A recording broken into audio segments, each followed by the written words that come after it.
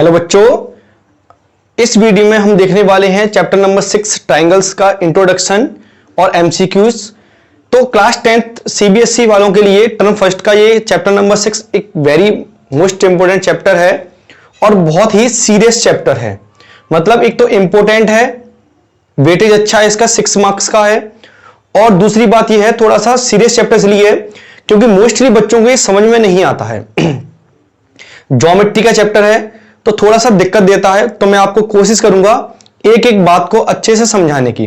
तो सबसे पहले आप एनसीईआरटी कवर कीजिए अपना पूरा, उसके बाद आप इसका इंट्रोडक्शन देख सकते हैं। आप चाहो तो पूरे चैप्टर का इंट्रोडक्शन या पूरे चैप्टर का एक शॉर्ट में पूरा क्विक रिवीजन कर सकते हो, ठीक है ना, आसानी से क्विक रिवीजन कर सकते हो। ठीक है, तो स्टार्ट करते हैं चैप्टर नंबर 6 ट्रायंगल।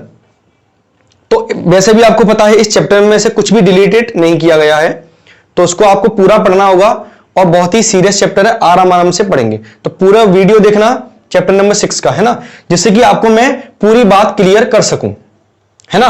तो करते हैं। तो चैप्टर नंबर 6 ट्रायंगल जिसका नाम है, उससे पहले हम एक टॉपिक पढ़ते हैं जिसका नाम है जो है सबसे पहले हम पढ़ते हैं सिमिलर फिगर्स पढ़ते हैं। ये क्या होता है, सिमिलर फिगर क्या होता है? जिन्होंने बिल्कुल भी चैप्टर नहीं पढ़ा है ट्रायंगल्स, अगर आप इसका पूरा वीडियो देख लोगे तो आपको समझ में आ जाएगा क्या होता है। तो सिमिलर फिगर्स तो आपने क्लास 9th में पढ़ा था, कॉन्ग्रुएंट पढ़ा था, कॉन्ग्रुएंस फिगर पढ़ा था या कॉन्ग्रुएंट ट्रायंगल पढ़ा था। कॉन्ग्रुएंट ट्रायंगल एक होगा सिमिलर फिगर, है ना, या सिमिलर ट्रायंगल पढ़ेंगे, वो बाद में बात करेंगे। सबसे पहले हम बात करते हैं सिमिलर फिगर्स की। तो सिमिलरिटी में और कॉन्ग्रुएंसी में अंतर क्या होता है? अंतर ये होता है, जैसे मैंने आपसे कहा कि ये है एक सर्कल, ये भी एक सर्कल है, इन दोनों सर्कल की जो रेडियस है वो सेम है। मतलब सीधा सीधा ये है, जब हमको कहना है कि दो फिगर्स इक्वल हैं, दो फिगर्स इक्वल हैं, तो हम वर्ड यूज करते हैं वो दोनों कैसी फिगर है, कॉन्ग्रुएंस है। कॉन्ग्रुएंस का मतलब होता है इक्वल फिगर होना। क्या होना? इक्वल फिगर होना। अगर मैंने ये कहा आपसे कि दो फिगर्स इक्वल हैं तो मींस वो क्या है, कॉन्ग्रुएंस है। मतलब जो कॉन्ग्रुएंट होते हैं ना, कॉन्ग्रुएंस होती हैं, उसका मतलब होता है same shape and same size. सीधी सीधी बात है। साइज का मतलब है एरिया, साइज से मेरा मीन्स है एरिया उसका। अगर दो शेप, दो कोई भी फिगर वो सेम है और उनका साइज भी सेम है, मतलब एरिया भी सेम है, तो हम कह देंगे वो दोनों फिगर्स कॉन्ग्रुएंट हैं, कॉन्ग्रुएंट हैं। ठीक है कि नहीं? जैसे दोनों सर्कल हैं, दोनों का एरिया भी सेम है या दोनों का साइज सेम है, तो हम कह देंगे ये दोनों फिगर कैसी हैं, कॉन्ग्रुएंट हैं। अगर सिमिलरिटी की बात करें तो सिमिलरिटी में ये होता है, सिमिलरिटी में ये होता है कि सेम शेप होना चाहिए। शेप क्या होना चाहिए? सेम होना चाहिए, but not necessarily same size. ये इसमें खास बात है। कहने का मतलब ये, एक छोटा सा एग्जांपल देता हूं तो आपको बिल्कुल क्लियर समझ में आएगा। जैसे आप वीडियो में या आपके मोबाइल में कोई भी इमेज देख रहे हैं, अगर उस इमेज को मैं जूम कर दूंगा, ऐसे बताता हूं, जैसे कोई शेप है, जैसे ये कोई शेप है स्क्वायर, ठीक है, अगर मैं इस शेप को थोड़ा सा जूम करूं, मोबाइल में आप करते जूम, ऐसे ऐसे करते, थोड़ा सा ऐसे करते हो, अगर मैं इसको जूम करूं तो थोड़ा बड़ा हो जाएगा, है ना। अब आप ये बताइए, जूम करने पर ये स्क्वायर है, मान लो, लेट से मान लो ये स्क्वायर है, कोई क्या है, स्क्वायर है, तो स्क्वायर है, अगर मैं इसको जूम करूंगा तो रहेगा तो स्क्वायर ही। आया बात समझ में? बहुत ध्यान से समझना जो मैं समझाना चाह रहा हूं, आपसे क्या कहना चाह रहा हूं। अगर कोई एक स्क्वायर है मोबाइल में आपके में, कोई शेप इमेज है, अगर आप इसको जूम करते हो मोबाइल से तो वो थोड़ा बड़ा हो जाएगा, तो रहेगा तो स्क्वायर ही, और उसकी जो साइड क्या हो जाएंगी, इंक्रीज हो जाएंगी, बढ़ जाएंगी। क्या साइड अकेली, ये अकेली बढ़ेगी क्या? बढ़ेंगी तो चारों बढ़ेंगी, यानी इस टाइप से हो जाएगा। तो क्या हुआ, शेप तो सेम रहा लेकिन साइज नॉट इंपोर्टेंट। जरूरी नहीं है साइज बढ़े, जरूरी नहीं है साइज भी सेम हो। तो ऐसे फिगर्स को हम कहते हैं सिमिलर फिगर। तो सिमिलर फिगर्स किसको कहते हैं? जिनका शेप तो सेम होता है, मतलब दोनों ट्रायंगल हैं तो दोनों ट्रायंगल होंगे, दोनों स्क्वायर हैं तो स्क्वायर होंगे, क्वाड्रिलेटरल है तो क्वाड्रिलेटरल होंगे, सर्कल हैं तो सर्कल होंगे, दोनों ट्रायंगल हैं तो ट्रायंगल होंगे, पर उनका साइज इंपॉर्टेंट नहीं है, साइज जरूरी नहीं है बड़ा हो। लेकिन दो ऐसे फिगर जिनका साइज भी सेम हो जाता है, शेप भी सेम हो जाता है, तो हम उसको कह देते हैं कॉन्ग्रुएंट फिगर। ठीक है, तो नोट करने वाली बात यह है, all congruent figure is similar but not necessarily,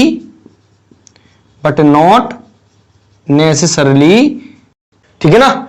all congruent figure is similar, is always similar, ध्यान रखना आपको, is always similar but not, ऐसे आप समझो, but converse not true, but converse is not true. मतलब जो कॉन्ग्रुएंट फिगर है वो हमेशा क्या होंगे? सिमिलर ही होंगे, पर जरूरी नहीं है कि सभी सिमिलर फिगर कॉन्ग्रुएंट हो जाएं। ठीक है, और एक चीज और इंपॉर्टेंट बता देता हूं आपको कि all square,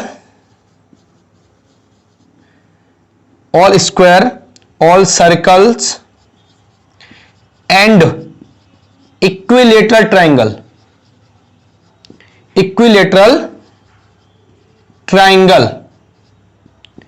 is always similar।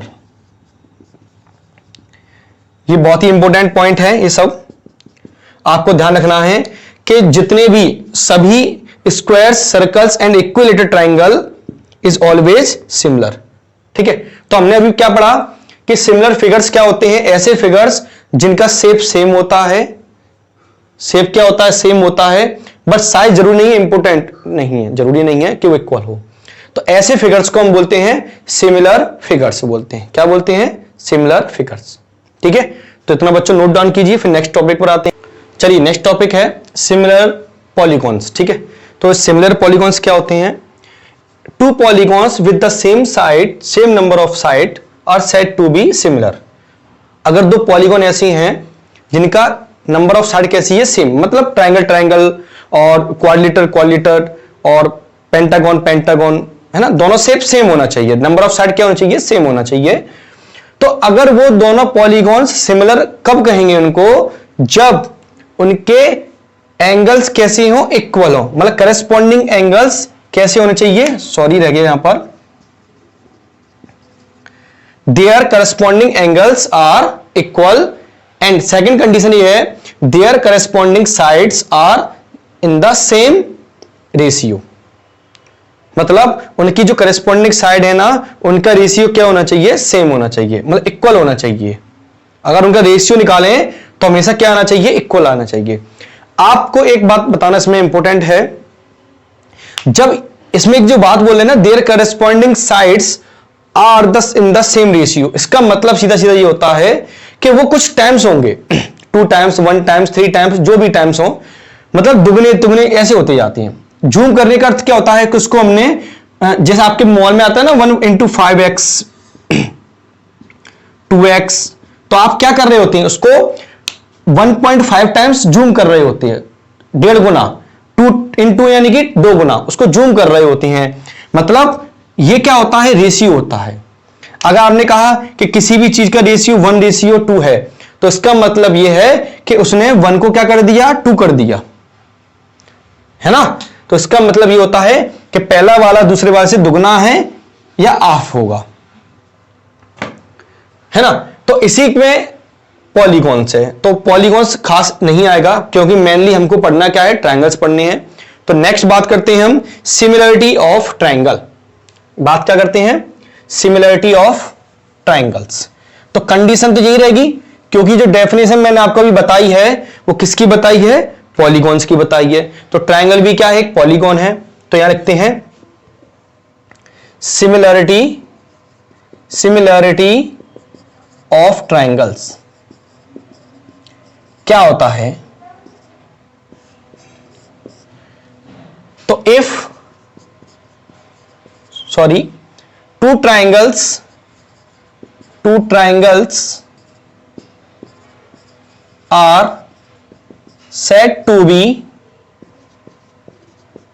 similar if, definition यही है।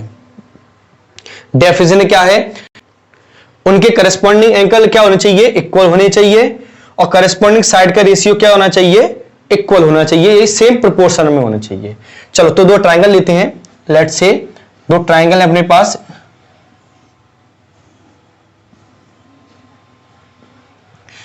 इसका नाम है ABC, इसको मान लो PQR। तो मान लिया कि एंगल A एंगल P के इक्वल है, एंगल B एंगल Q के इक्वल है, और एंगल C एंगल R के इक्वल है। ठीक है, तो इक्वल है। इसके बाद तो हम कह सकते हैं एंगल A मान लो, कंडीशन लिखते हैं if angle A equal to angle P, angle B equal to angle Q, और angle C equal to angle R। ठीक है, और एंड AB अपॉन AB का रेशियो किसके साथ, PQ के साथ, और BC का रेशियो QR के साथ,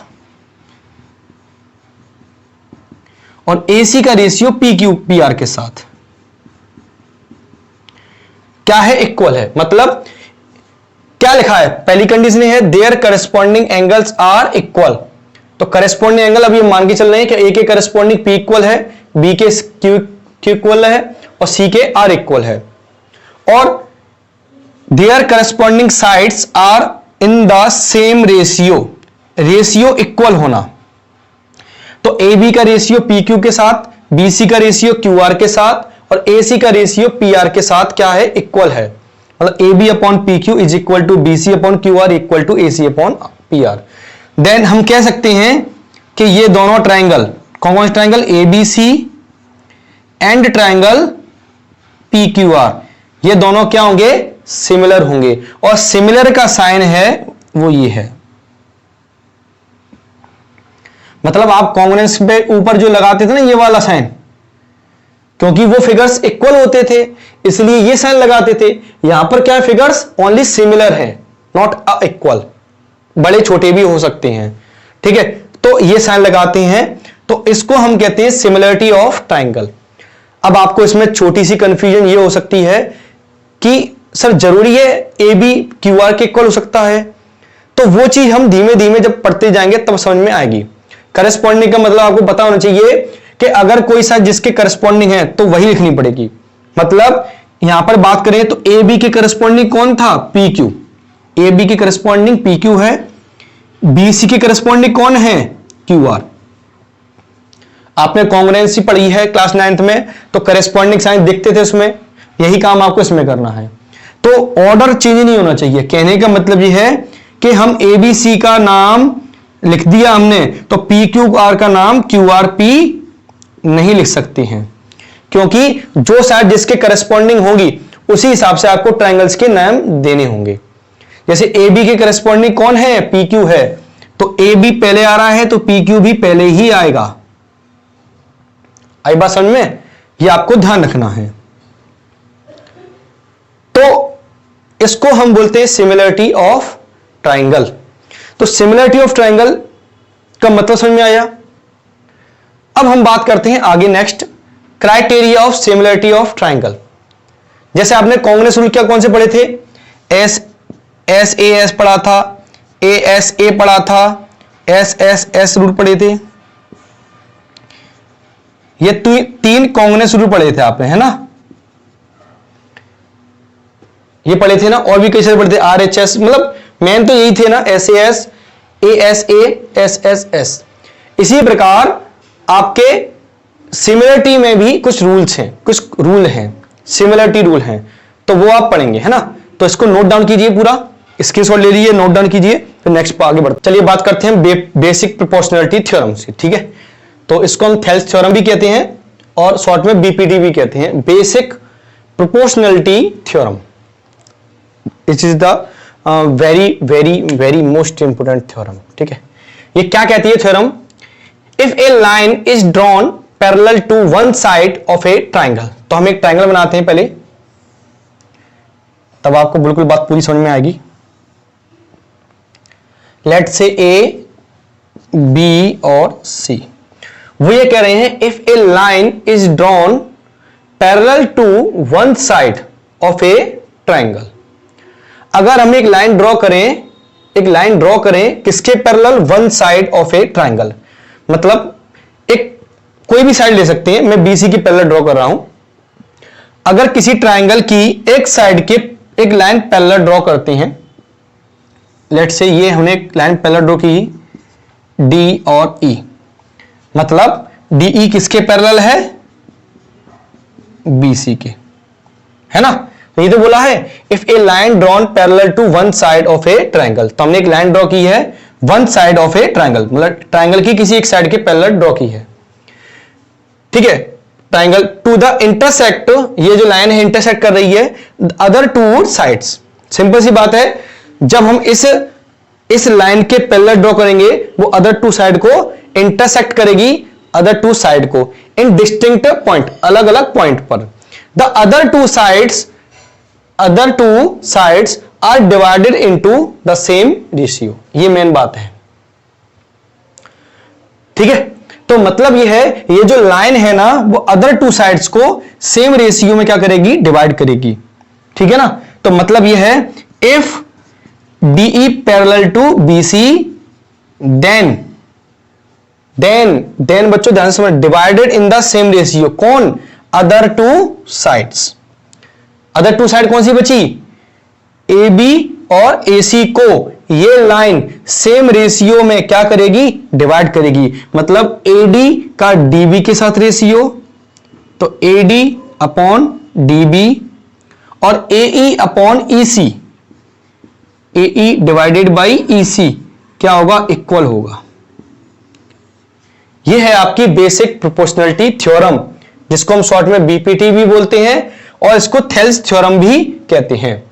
अब सीधे सीधे मुद्दे की बात करें, यह है कि अगर कोई एक ऐसी लाइन है जो किसी दूसरी लाइन के क्या है? पैरेलल है। मतलब कोई ट्राइंगल है, उसमें एक लाइन पैरेलल ड्रॉ कर रहे हैं इसकी, अगर डीई पैरेलल है किसके? बीसी के, तो इनका रेशियो हमेशा क्या आएगा? सेम आएगा।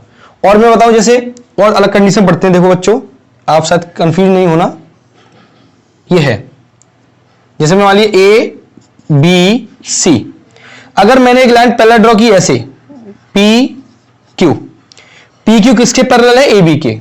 इसके हिसाब से P Q parallel to A B, P Q parallel to A B. अगर एक लाइन है जो ए बी के पैरेलल है, वो अदर टू साइड का क्या करेगी? सेम रेशियो में डिवाइड करेगी। मतलब जो पी क्यू है ना, वो किसको काट रही है? ए सी को और बी सी को, ए सी को और बी सी को। तो इनका रेशियो क्या होगा बच्चों? इक्वल होगा। मतलब AP ratio AP upon P C, AP upon P C is equal to B Q upon Q C, B Q upon Q C. आई बात समझ में? मतलब अगर एक लाइन पैरेलल है अदर टू, मतलब थर्ड साइड के, तो जिनको वो इंटरसेक्ट कर रही है उनका रेशियो क्या होगा? इक्वल होगा, ठीक है। इसको हम कहते हैं बेसिक प्रोपोर्शनलिटी थ्योरम।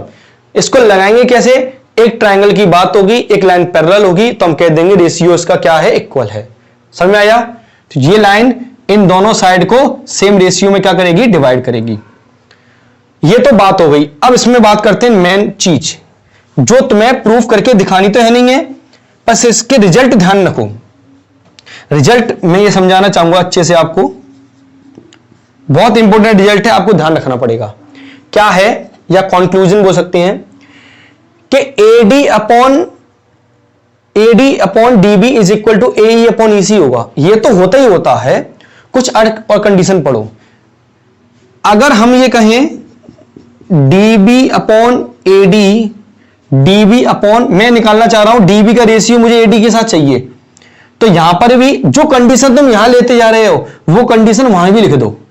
मतलब डीबी अपॉन एडी लिख रहे हो तो वहां पर भी ऐसे लिख दो, ईसी अपॉन एई इक्वल होगा। सेकंड, मान लो मुझे जरूरत पड़ रही है एडी अपॉन ए बी की, एडी अपॉन ए बी की, मतलब इतनी साइड का रेशियो पूरी साइड के रेशियो के साथ। समझना बच्चों ध्यान से, बिल्कुल अच्छे से, बहुत महत्वपूर्ण रिजल्ट है ये आपको कोशिश करने में बहुत हेल्प करेगा। क्या कह रहा हूं मैं, एडी का रेशियो पूरी साइड ए बी के साथ, एडी का रेशियो पूरी साइड ए बी के साथ अगर आपको निकालना है तो जो मैंने यहां लिखा है वही वहां इक्वल होगा। मतलब एडी अपॉन ए बी किसके इक्वल होगा उस साइड, एई अपॉन ए सी के, एई अपॉन ए सी के, एई अपॉन ए सी के इक्वल होगा। थर्ड पॉइंट की बात करें, मान लो हमें इसकी जरूरत नहीं पड़ रही है, हमको जरूरत पड़ रही है डीबी अपॉन ए बी की। मुझे सर ये जरूरत पड़ रही है, आप कहो कि सर नहीं मुझे तो डीबी का रेशियो ए बी के साथ निकालना है, तो लिख लो DB ratio A B, DB divided by A B. तो जो तुमने यहां लिखा है इस साइड में लिखा है वही सेम टू सेम उस साइड में भी लिखना है। मतलब यहां क्या आएगा, ईसी का रेशियो एसी के साथ, ईसी अपॉन एसी। मेरी बात समझ में क्या है, मतलब एडी अगर इन दोनों साइड का रेशियो इन दोनों साइड के इक्वल होगा, इस साइड का रेशियो ए बी के साथ किससे इक्वल होगा, इस साइड का पूरी एसी के साथ। मतलब आया समझ में ये क्या है, तो एडी अपॉन ए बी, तो वहां पर भी एई अपॉन ए सी। हमें जरूरत पड़ रही है डीबी अपॉन ए बी की, तो यहां पर भी क्या लिखोगे, ईसी अपॉन ए सी। जैसा यहां वैसा वहां, करस्पॉन्डिंग का मतलब सीधा सीधा ये समझ लो तुम कि जैसा यहां वैसा वहां, उसको हम बोलते हैं करस्पॉन्डिंग। ये बच्चों को बहुत कम समझ में आता है कि करस्पॉन्डिंग का मतलब क्या होता है। तो ये तो हमारी बेसिक प्रोपोर्शनलिटी थ्योरम थी, इससे रिजल्ट आपको ये ध्यान रखनी है, बहुत जरूरत पड़ती है। जैसे मान लो आपको बोला गया ये साइड 2 है, ये साइड मान लो 3 है, ये साइड मान लो ये, और आपको दिया गया है पूरी एसी दी गई है, एसी दी गई मान लो 5 सेंटीमीटर की, तो आपसे पूछा जाए ए बी फाइंड करो। क्या फाइंड करो, ए बी, पूरी साइड फाइंड करो। तो क्या करना है, आपको ये लिख लेना है कि A D upon A B is equal to A E upon A C, A E upon A C. और ये सब कंडीशन गिवन है आपको कि D is parallel to B C, पहले से ही गिवन है। तो क्या करोगे, ए डी की जगह 2 लिखना, ए बी फाइंड करना है, ए ई की जगह लिखना 3, ए सी दिया गया है आपको 5, क्रॉस मल्टीप्लाई कर लो, तो 3ab इज इक्वल टू 5 2 जा 10, तो ए बी कितना आ जाएगा बच्चों, 10 अपॉन 3, 3.33 समथिंग। तो ऐसे हम निकाल सकते हैं, है ना। तो आपको रिजल्ट ये ध्यान रखने पड़ेंगे अच्छे से। आया समझ में, इसको हम कहते हैं बेसिक प्रोपोर्शनलिटी थ्योरम। मतलब एक लाइन दूसरे के पैरेलल दी गई है तो इनका रेशियो क्या कर दो, इक्वल। मतलब जिस लाइन को काट रहा है, जिस लाइन को काट रही है, इंटरसेक्ट कर रही है, उस पॉइंट के साथ इन दोनों का रेशियो, मतलब इस एडी डी का ए बी और डी बी का रेशियो क्या होता है, इक्वल होता है। ठीक है, तो नेक्स्ट बात करें, नेक्स्ट टॉपिक है हमारा criteria of similarity of triangle. चलिए बच्चों देखते हैं हम, नेक्स्ट टॉपिक है हमारा criteria of similarity of triangle, है ना। तो क्या है क्राइटेरिया, क्राइटेरिया मींस क्या होता है, क्राइटेरिया मींस ऐसी कंडीशंस जिन पे हम पता कर सकें कि वो दोनों ट्राइंगल सिमिलर हैं। मतलब दो ट्राइंगल को सिमिलर प्रूफ करने के लिए जो जो कंडीशन हमको वो मिल सकती हैं उनको हम क्राइटेरिया कहते हैं। सीधी सीधी भाषा में ये समझिए आप। तो criteria of similarity of triangle, तो अपने पास 3 सिमिलरिटी क्राइटेरिया हैं। जैसे आपने कांग्रेस में पढ़ा था, क्या क्या पढ़ा था कांग्रेस रूल में, 3 पढ़ी थी आपने, कौन सी, SAS, ASA और SSS। ये आपने 3 क्राइटेरिया पढ़े थे आपने, criteria of congruency of triangle, ये 3 पढ़े थे आपने। तो अब हम देखने वाले हैं इसमें कौन कौन से 3 इसमें, A angle angle angle similarity. तो सबसे पहले पढ़ते हैं हम एंगल एंगल एंगल सिमिलरिटी। तो क्या है, if in two triangles corresponding angles are equal, अगर दो ट्राइंगल हैं एबीसी और पीक्यूआर, उनके करस्पॉन्डिंग एंगल आपस में क्या है, इक्वल हैं। मान लो एंगल ए पी के इक्वल है, एंगल बी एंगल क्यू के इक्वल है, और एंगल सी एंगल आर के इक्वल है। तो हम कह सकते हैं then their corresponding sides are in the same ratio. अगर मतलब दो ट्राइंगल के करस्पॉन्डिंग एंगल्स इक्वल हैं तो उनकी साइड का रेशियो क्या होगा, इक्वल होगा। बात गौर से सुनना, एंगल तो इक्वल होंगे पर साइड का क्या देखा करेंगे हम हमेशा, रेशियो। एंगल इक्वल होंगे, साइड का रेशियो इक्वल होगा। कब, if angles are equal and, सुनो ध्यान से अच्छे से, if corresponding angles are equal then corresponding side are in the same ratio, hence two triangles are similar.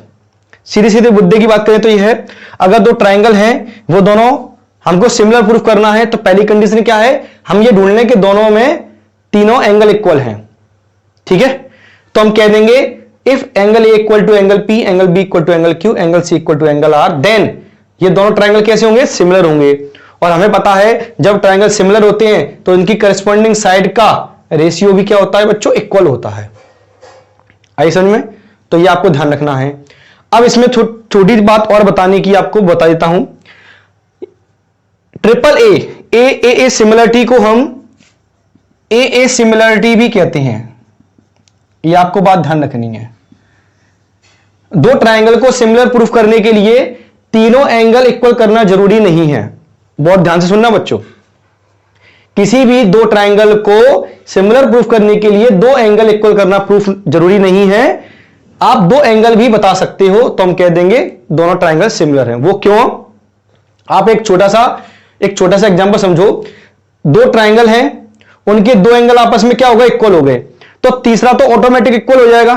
क्यों हो जाएगा बच्चों, क्योंकि तीनों एंगल का सम कितना होता है, 180। इनमें भी तीनों एंगल का सम कितना होता है, 180 होता है। तो जब दो एंगल इक्वल हैं तो तीसरा एंगल तो अपने आप इक्वल आ जाएगा। जैसे मान लो ये 30 डिग्री का है, ये मान लो 80 डिग्री का है, ये भी 30 का है और ये भी 80 का है, तो तीसरा बताने की जरूरत नहीं है, तीसरा अपने आप इक्वल हो जाएगा। निकाल के देखो, तीनों एंगल का सम 180 होता है, तो बच्चों ये बताओ कि कितने का आएगा, 80 और 30 110, 110, तो कितने का निकल के आएगा, 70 का। सेम यहां पर भी कितने निकल के आएगा, 70 का। तो ये इक्वल हो गए। इसलिए आप ए सिमिलरिटी का भी यूज कर सकते हो। आया समझ में। चलो तो नेक्स्ट बात करते हैं हम किसकी, एस सिमिलरिटी का। ये क्या कहती है, जैसा कि इसका नाम है साइड साइड साइड सिमिलरिटी। ध्यान रखना है, हम सिमिलरिटी पढ़ रहे हैं, कॉन्ग्रुएंसी नहीं पढ़ रही हैं। सिमिलरिटी में साइड का हमेशा रेशियो ही इक्वल होगा और एंगल इक्वल होंगे। समझ में आया, साइड का रेशियो इक्वल होगा और एंगल इक्वल होंगे। ठीक है, तो क्या कहती है कि if in two triangle sides of one triangle, sides of one triangle are proportional to the side of other triangle. मतलब अगर हम ये बता दें कि दोनों ट्राइंगल के तीनों साइड का रेशियो क्या है, सेम है, करस्पॉन्डिंग साइड का रेशियो क्या है, सेम, इक्वल नहीं है, उनका रेशियो इक्वल है ना, तो हम कह देंगे ये दोनों ट्राइंगल कैसे हैं, सिमिलर हैं। और जब ट्राइंगल सिमिलर होंगे तो उनके एंगल्स भी आपस में क्या होंगे, इक्वल होंगे। तो दोनों का हम कंक्लूजन निकालें, अगर एंगल इक्वल है तो साइड का रेशियो इक्वल कर दिया करेंगे हम। अगर एंगल इक्वल है तो साइड का रेशियो इक्वल होगा, अगर साइड का रेशियो इक्वल है तो एंगल इक्वल हो जाएंगे, है ना। इफ एंड देन वाली बात है, if angles are equal then side का रेशियो भी क्या होगा, इक्वल होगा। इफ साइड का रेशियो इक्वल है देन एंगल भी क्या होंगे, इक्वल होंगे। ठीक है, चलो तो नेक्स्ट बात करते हैं थर्ड पर। थर्ड क्या है, S similarity, side angle side. मतलब जैसा कि इस प्रॉपर्टी से पता चल रहा है कि दो साइड का रेशियो इक्वल होगा और एक एंगल इक्वल होगा। बात ध्यान में रखना, एक तो एंगल इक्वल होगा लेकिन बाकी दोनों साइड का रेशियो इक्वल होगा। पढ़ लेते हैं, if one angle of a triangle is equal to one angle of the other triangle. मतलब एक ट्राइंगल का एक एंगल और दूसरे ट्राइंगल का एक एंगल कोई भी इक्वल है मान लो, है ना, तो then the side including these angles ये इंपॉर्टेंट बात है इसमें, जिस एंगल से इंक्लूडेड साइड होगी, जिस एंगल से इंक्लूडेड साइड होगी उनका रेशियो क्या होगा अगर इक्वल है, including these angles are proportional then the two triangles are similar. मतलब यह है कि अगर दो ट्राइंगल में एक एंगल इक्वल है और उससे रिलेटेड, उससे संबंधित, उससे जुड़ी हुई जो साइड है, जैसे बी एंगल से कौन सी जुड़ी हुई साइड है, ए बी और बी सी, एंगल क्यू से जुड़ी हुई साइड कौन सी है, P Q and Q R, और इन दोनों का रेशियो क्या है, सेम है, तो हम कह देंगे ये दोनों ट्राइंगल सिमिलर हैं। ठीक है। अगर मान लो, चलो इसमें एक कंडीशन लेके चलते हैं, अगर मान लो एंगल बी एंगल पी के इक्वल होता, या आप बातें नोट करना, स्क्रीनशॉट ले लो फटाफट जल्दी से। अगर मान लो एंगल बी किसके इक्वल हो जाता, एंगल बी एंगल पी के इक्वल हो जाता, एंगल बी किसके इक्वल हो जाता, एंगल पी के, तो एंगल ए से कनेक्टेड साइड कौन सी है, ए बी और बी सी, और एंगल पी से कनेक्टेड साइड कौन सी है, पी से, पी क्यू और पी आर, तो हमको यहां क्या लिखना पड़ता, पी आर लिखना पड़ता। तो ए बी का रेशियो पी क्यू के साथ और बी सी का रेशियो पी आर के साथ देखना पड़ता, तो इनके नाम भी चेंज हो जाते, पी क्यू आर या ए बी सी ऐसी रहता तो क्या लिखना पड़ता,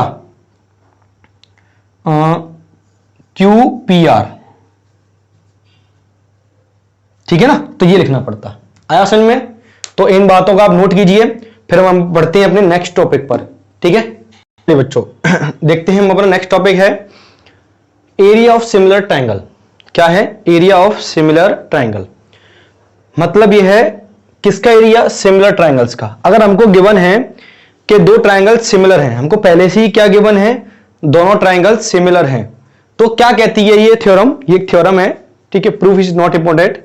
the ratio of the area of two similar triangle, दो ट्रायंगल हैं जो कैसे हैं, सिमिलर हैं, तो उनका एरिया किसके इक्वल होता है, is equal to square, is equal to किसके स्क्वायर होता है, क्वेश्चन किया अगर खुद, स्क्वायर ऑफ किसका, स्क्वायर ऑफ रेशियो, किसका रेशियो, ऑफ करस्पॉन्डिंग साइड्स। अगर मान लो दो ट्रायंगल हैं A B C and P Q R, उन दोनों कैसे हैं, सिमिलर हैं, तो उनके area of triangle A B C, area of triangle P Q R किसके इक्वल होगा, उनकी करस्पॉन्डिंग साइड के स्क्वायर का रेशियो के इक्वल होगा। मतलब A B square upon P Q square is equal to B C square upon Q R square, C A square upon R P square. देखो simple सी बात है, एरिया की जो यूनिट होती है वो किसमें होती है, centimetre square, metre square, kilometre square, इस टाइप में होती है। इसलिए ये किसके इक्वल होगा, साइड के रेशियो के स्क्वायर के इक्वल होगा, साइड के स्क्वायर के रेशियो के क्या होगा, इक्वल होगा। आई बात समझ में? चलो तो ये हम बाद में पढ़ते हैं। सबसे पहले हम पढ़ते हैं पाइथागोरस थ्योरम। तो पाइथागोरस थ्योरम और कन्वर्स ऑफ पाइथागोरस थ्योरम, जिसको शॉर्ट में हम पीजीटी भी बोलेंगे। ठीक है, क्या बोलेंगे बच्चों, पीजीटी, पाइथागोरस थ्योरम। ये दोनों थ्योरम आई कहां से है, तो आप प्रूफ इसके एनसीईआरटी बुक में देख सकते हो, सॉल्यूशन गिवन है। इन दोनों को प्रूफ करने में मेन किसका हाथ है, इस वाले थ्योरम का हाथ है। इसको बहुत ध्यान से समझना होगा, किसको, इस थ्योरम को। यह थ्योरम क्या कहती है, तो समझेंगे इसको। यह थ्योरम यह कहती है, देखो, if perpendicular is drawn from the vertex of right angle triangle, मतलब अगर मान लो एक ट्राइंगल है, उन्होंने आपकी में बनाया हुआ है, एक ट्राइंगल है ये ऐसे जैसे, ठीक है, मैंने मान लिया ये है ए, ये है बी और ये है सी, और बी पर क्या बनना है, राइट एंगल बनना है। क्या बनना है, बी पर राइट एंगल बनना है। बहुत ध्यान समझना। If perpendicular is drawn from the vertex, किसके वर्टेक्स, राइट एंगल ट्राइंगल का। अगर इस वर्टेक्स से जिस पर राइट एंगल बनना है, इस पर परपेंडिकुलर डाला जाए, कहां पर, कहां पर डाला जाए बच्चों, हाइपोटेनियस पर। देखो अगर एंगल बी पर राइट एंगल बनना है तो इसके सामने वाली साइड, अपोजिट साइड क्या होगी, हाइपोटेनियस होगी, होगी कि नहीं होगी। तो अगर परपेंडिकुलर डाला जाए किस पर, टू द हाइपोटेनियस, तो लेट्स से डी। इतनी बात समझ आई। Then triangle on both sides, triangle on both side of the perpendicular.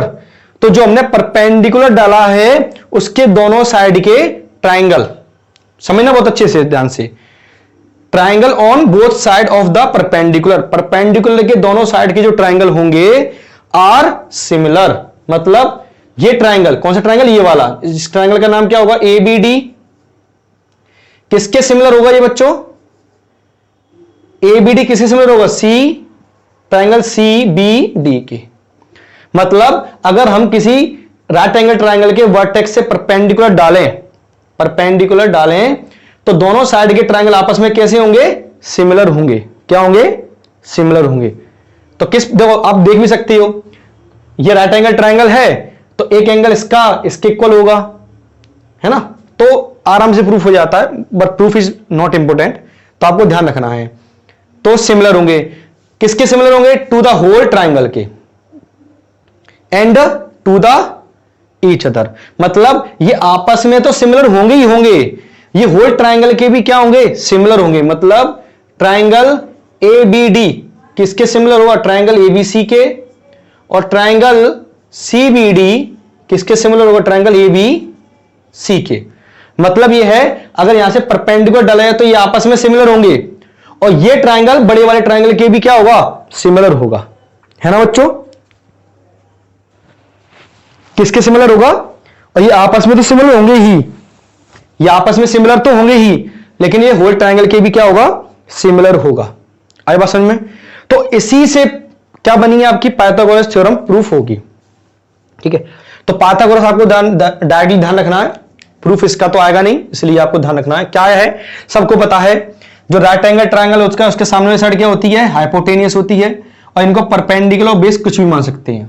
आपको पता है, ट्रिग्नोमेट्री पढ़ा है, ठीक है, ट्रिग्नोमेट्री चैप्टर नहीं पढ़ा हो तो पढ़ लेना, लिंक डिस्क्रिप्शन में दी गई है। तो ये हाइपोटेनियस होगा, तो क्या है, if in right angle triangle the square of the hypotenuse is equal to, hypotenuse का स्क्वायर किसके इक्वल होगा, the sum of the square of other side, जो बाकी दो साइड बची ना इनके स्क्वायर के प्लस के इक्वल होगा। कौन सी, हाइपोटेनियस का मतलब समझ सकते हो आप, ग्रेटेस्ट साइड, जो बड़ी साइड होगी उसका स्क्वायर किसके इक्वल होगा, sum of other two side के, sum of square of other two side के इक्वल होगा। लेकिन कंडीशन क्या है, कि पहले वो कंडीशन ये है कि वो राइट एंगल ट्राइंगल होना चाहिए। अपोजिट बात करते हैं कन्वर्स ऑफ पीजीटी की। कन्वर्स ऑफ पीजीटी क्या होगा, देखो जब राइट एंगल ट्राइंगल होता है तो ये कंडीशन होती है, अगर ये कंडीशन बन जाती है तो हम कह सकते हैं कि वो राइट एंगल ट्राइंगल है, ये है कन्वर्स। तो पढ़ लो, if square of one side, एक ट्राइंगल दिया गया है, हमें नहीं पता वो राइट एंगल ट्राइंगल है या नहीं, लेकिन उसकी एक साइड का square, square of one side किसके इक्वल आ जाता है, sum of square of other two sides की। मान लिया हमें एक ट्राइंगल गिवन है, हमें नहीं पता वो राइट एंगल ट्राइंगल है क्या नहीं, उसमें जो बड़ी वाली साइड होगी उसका स्क्वायर अदर टू साइड के स्क्वायर के प्लस के इक्वल आ जाता है, then the angle opposite to the first side is right angle. मतलब वो क्या होगा, राइट एंगल ट्राइंगल होगा, और राइट एंगल किस पर होगा, जो बड़ी साइड होगी उसके सामने वाली होगा। मतलब जैसे मान लो चलो ये एक ट्राइंगल है, हमें नहीं पता ये ए है, ये बी है और ये सी है, ये मान लो ये बड़ी साइड है बीसी, तो बीसी के सामने वाले एंगल कौन सा होगा, एंगल ए, तो एंगल ए पर क्या होगा, राइट एंगल होगा। ये कहती है इसकी प्रॉपर्टी। ठीक है, तो चैप्टर नंबर 6 में जितनी भी थ्योरी थी वो समाप्त होती है। अब मैं कुछ इंपोर्टेंट टॉपिक टिप्स लिखाने वाला हूं, उनको अच्छे से समझना, उनको अच्छे से नोट करना। ठीक है, तो ये सब पूरा स्क्रीनशॉट लो, नोट कीजिए। इसके बाद हम इंपोर्टेंट फैक्ट पढ़ने वाले हैं, देन सॉल्व द एमसीक्यूज। तो पार्ट 1 में आपको ये सीखना है, सभी पूरा बेसिक आपको अच्छे से पहले रीड करना है, फिर पार्ट 2 में मैं आपको एमसीक्यूज कराऊंगा सॉल्व। तो सबसे पहले इस वीडियो को अच्छे से देखना, समझना, बार बार देखना, बार बार रिवीजन करना, तभी हम एमसीक्यू समझ पाएंगे। ठीक है, तो बढ़ते हम अपने नेक्स्ट टॉपिक पर, जो इंपोर्टेंट टिप्स लिखाने वाला हूं। पहले इन चीजों को अच्छे से देखते हैं, कुछ इंपोर्टेंट पॉइंट्स। ठीक है, तो इनको आपको थोड़ा ध्यान रखना है। देखो ये अपने आप में क्वेश्चंस हैं, सीधी सीधी बात ये मैं कहूं, ये कुछ अपने आप में क्वेश्चंस हैं जिनको हम ऑब्जेक्टिव में डायरेक्टली अप्लाई करेंगे। तो ध्यान से समझना, क्या है पहला इंपोर्टेंट पॉइंट्स, कि इन एन इक्विलेटरल ट्रायंगल, जो इक्विलेटरल ट्रायंगल होता है उसमें एल्टीट्यूड और मीडियंस हमेशा क्या होते हैं, सेम होते हैं।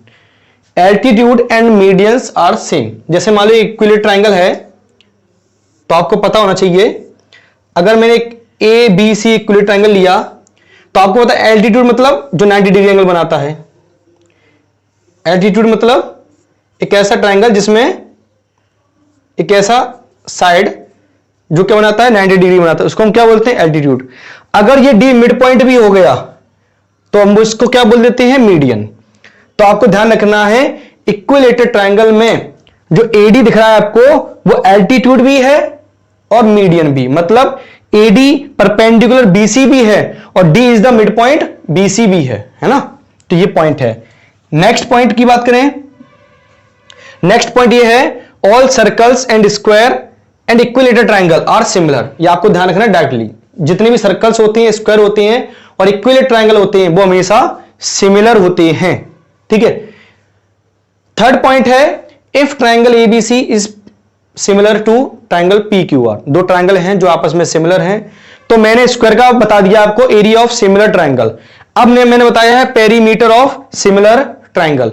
तो जब पेरीमीटर का बात आएगी तो उनके साइड का रेशियो इक्वल होगा हमेशा। क्या होगा, perimeter of triangle, perimeter of the similar triangle is equal to the ratio of corresponding side, है ना भाई। बात समझ में आई? क्यों ऐसा क्यों हो रहा है? देखो एरिया का यूनिट क्या होती है, मीटर स्क्वायर सेंटीमीटर स्क्वायर होती है, इसलिए स्क्वायर के इक्वल होता है। पेरीमीटर क्या होती है, एक लेंथ होती है, लेंथ ऑफ बाउंड्री होती है। जो बाउंड्री होती है किसी भी शेप की, उसकी जो टोटल लेंथ होती है उसको हम बोलते हैं पेरीमीटर, इसलिए इस पर स्क्वायर नहीं आया है। आई बात समझ में? Fourth point, in quadrilateral ABCD, जैसे मान लो आपको कोई भी क्वाड्रिलेटर दिया है एबीसीडी, वैसे तो ये ट्रेपेजियम हुआ। अगर मान लो आपको एक कोई भी क्वाड्रिलेटरल दिया जाता है, चाहे वो पैरेललोग्राम हो या ट्रेपेजियम हो, इस टाइप का कुछ भी हो, बस हमें किससे मतलब है, अगर दो साइड इसकी क्या है, पैरेलल है, like this A B parallel to D C या सी डी, तो जो आपके डायगोनल होंगे, डायगोनल जैसे डायगोनल कौन सा है, ए सी, यहां पर कौन सा है, बी डी, तो किस पर इंटरसेक्ट कर रहे हैं, ऊपर, तो इनका रेशियो आपस में क्या होता है, हमेशा इक्वल होता है। मतलब O A upon O C, O A upon O C is equal to O B upon O D. ये हम डायरेक्टली यूज करेंगे इन पॉइंट्स को, इसलिए आपको ये नोट करते जाना है। पॉइंट नंबर 5 क्या है, ये बहुत अच्छा है क्वेश्चन, ये हमने क्लास 9th में प्रूफ किया था, पर आप डायरेक्टली इसको ध्यान रखोगे। क्या, एक ट्रायंगल एबीसी है, DEF are the mid points हैं। डीईएफ क्या है, मिड पॉइंट्स हैं, ए बी के, बी सी के और सी ए के। देन ये जो चार ट्रायंगल दिख रहे हैं, चार ट्रायंगल दिख रहे हैं आपको, 1 2 3 और 4, ये चारों ट्रायंगल आपस में क्या होते हैं, कॉन्ग्रुएंस होते हैं। क्या होते हैं, आपस में कॉन्ग्रुएंस होते हैं। समझ आया? मतलब ट्रायंगल 1, ट्रायंगल 2, ट्रायंगल 3 और ट्रायंगल 4, ये आपस में क्या होते हैं, कॉन्ग्रुएंस होते हैं।